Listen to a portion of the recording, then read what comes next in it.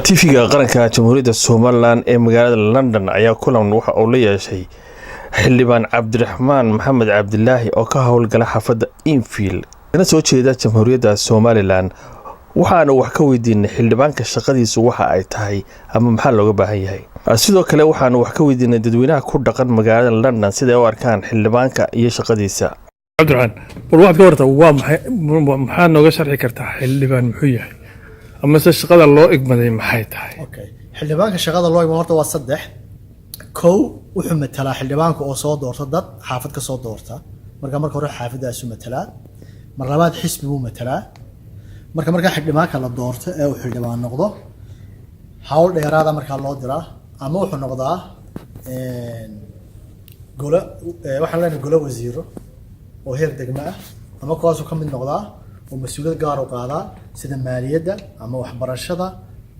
ama deegaanka ama wuxuu ka mid noqdaa guddi hoosaad dabagal ku sameeysa qolada meesha maamusha oo guddi hoosaadkooda madaxna leh marka waxa weeyaan xildhibaanku wuxuu kaloo mas'uul ka yahay miisaaniyadda dawladda hoose dejiyaan mashaariicda laga fulinayo degmada iyaga maamula oo go'aanka gaara wax la yaala wax degmada ka dhaxadhan waxa weeyaan waxay ka soo fulaan go'aankaas wuxuu ku soo fulaa xildhibaanka laga bilaabo ilmuhu markuu dhasho ilaa iyo qofku markuu dhintay xabaasha laga inta waxa maamulo waxa weeyaan xildhibaanada iyo golaha deegaanka maxaad filaysaa xildhibaanada Somaliland maadaama aad tahay xildhibaan ka howlgala waddanka Britain marka hore waan salaamaya xildhibaanada hawl weyn bay hayaan anigu waan tagay Hargeysa waanan arkay runtii hawl aad u ballaaran bay hayaan kumana iyagoo la miisaaniyadooduna aad u yar tahay waxaan halkaa dadaal ka sii wada ku dadaalana dadka magaranaysaa aad si fiican u matashaan inaad hadda dadka dhageysataan talooyinka badsataan si fiican aad u maamushaan oo legacy ka tagtaan insha Allah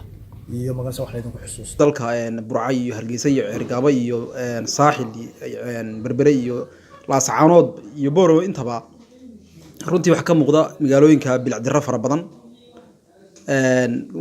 wadooyinka way baaba'een xashiishkii meel kasta uu tuman yahay dayac fara badan runtii ka muuqda taana waxaan u sababeynayaa runtii 22 nin magaalooyinka weyn laga soo doorto maayo maalinna ka yeelay intuu dadkii soo doortay yiri maxaad u baahan tihiin si uu ugu gudbiyo golaha deegaanka kale oo wax qabad xaafadda laga soo doortay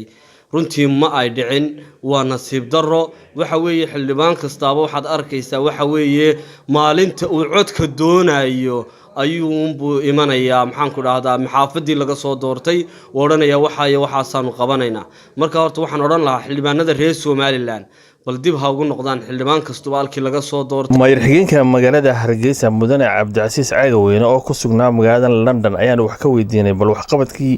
intii ay joogeen golaha deegaanka ee magaalada Hargeysa dadweynaha reer Somaliland ee degan magaalada Hargeysa cabasho badan bay iska muujiyaan oo iska cawdaan oo yiraahdaan waxa ma qabtaan golaha deegaanka Allah leeyahay wax qabadkaygiiba meel kala dhigay la leeyahay sideed u aragtaa wallahi waxaan u arkaa runtii cabashada indhii caafimaad qaba way arkayaan shaqada waxaanu qabanno wanaageeda iyo quruxdeeda inta cabanaysa bini'aadamku inta kursiga ku fadhida cabati uu jiraya laakiin wallahi wax badan baanu qabarnay waad ogtahay wadooyinka waaweyn aanu ka sameeynay Hargeysa waad ogtahay qalabkii wadooyinka sameeynayaanu Hargeysa keenay waad ogtahay wadada airport ka timaaday ilaa iyo buurta kala jaaxrin aanu laami ka dhignay waliba roog oo tal dhan oo kala wadada dawladda hoose hormarta wadada dhakhtarka hormarta wadada jaamacadda ilaa iyo adna horteeda hormarta run ahaantii wadooyin fara badan dhakhtarka dabadiisa marta dhammaan wadooyinka isku ah oo dhan oo dhowr iyo 10 wado iyaguna ah waxaan imika sameeynaynaa noo qorsheysan wadada weyn ee Xaraawr marta iyo Taboqolyo ka takaba waxaan ka codsanayaa dadweynaha ay daawanaya caasimadda Hargeysa ku nool run ahaantii inay cashuurta soo bixiyaan waayo marka cashuur fara badan la helo ayaa wax qabad badan la helayaa Cabdiraxmaan Shaqale TV-ga qaranka Somaliland London